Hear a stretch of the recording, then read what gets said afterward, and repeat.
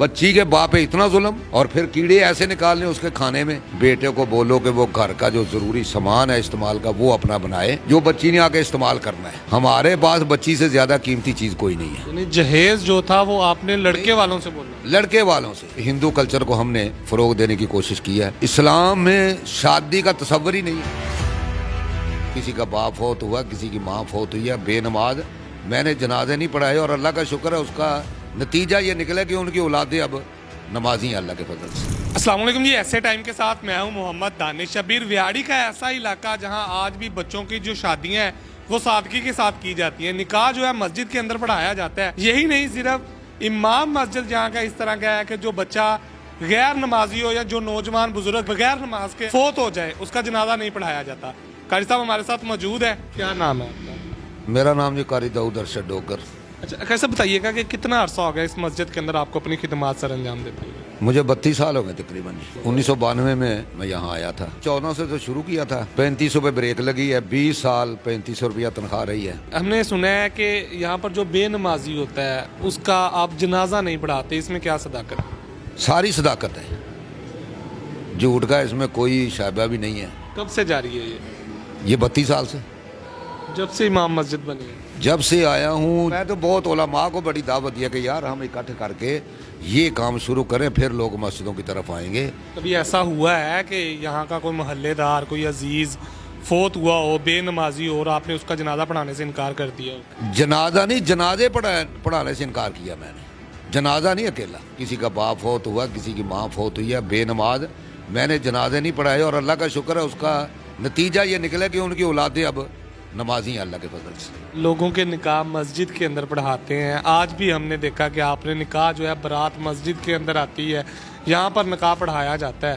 तो मुझे बताइएगा कि अपनी बच्चियों की जब शादी की वो भी मस्जिद के अंदर और सादगी के साथ ही सारा कुछ किए? वो सर एक निकाह तो मस्जिद के ऊपर ही किया था, वो भी सादगी के साथ, कोई गैर शरई रस्म, कोई ऐसी चीज़। और फिर उस बच्ची का निकाह हमने जो किया था उसके जब दिन हमने तय किए थे, तो ये मिसाल आपको शायद पाकिस्तान की तारीख में ना मिले कि मैंने कहा था कि भाई आपने बेटे को बोलो कि वो घर का जो ज़रूरी सामान है इस्तेमाल का वो अपना बनाए, जो बच्ची ने आके इस्तेमाल करना है। हमारे पास बच्ची से ज़्यादा कीमती चीज़ कोई नहीं है। यानी जहेज जो था वो आपने लड़के वालों से बोला? लड़के वालों से। मैंने कहा ये जिम्मेदारी लड़के की है। अगर लड़की वालों ने जहेज बना के देना तो पैसा, ऐसा नखट्टू लड़का हमने लेना ही क्यों है जो अपने घर का सामान भी नहीं बना सकता। तो फिर उन्होंने बनाया। मैंने कहा हम ये नहीं कहते कि महंगा बनाओ, जो भी है बच्ची ने इस्तेमाल करना है, और फिर उन्होंने बनाया। और हमने माशाल्लाह आज वो एक बेटी की माँ भी है और अपने घर में पुरसकून है। उसका जो जहेज था वो मेरे ख्याल में 15,000 का, वो 3-4 जोड़े कपड़ों के, बस।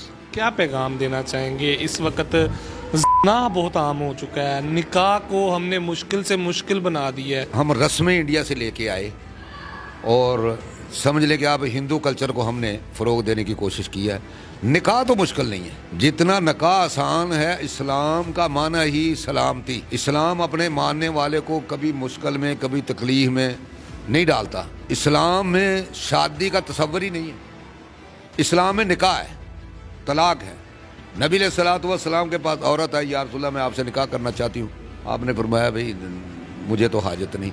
एक सहाबी साथ बैठे, या रसूलल्लाह मेरा निकाह करवा दो, चलो मेरा घर बस जाएगा। आपने फरमाया जाओ घर से कुछ चीज़ लेके आओ हक महर के लिए।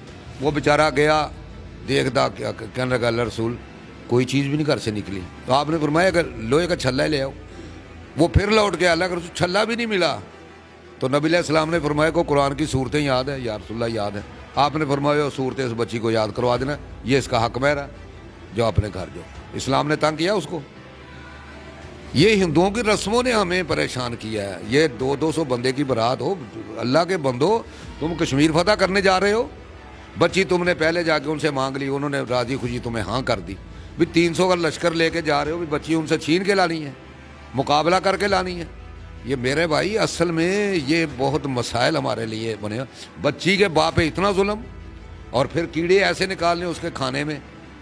ये बताओ, ज़रा सोचो तो सही कि उस बच्ची के बाप के गुजरेगी क्या जब उसके खाने में कोई नक्स निकलेगा, कोई नक्स निकालेगा, कोई कहेगा जी नमक कम था, मिर्च कम थी, ये चीज़ नहीं थी।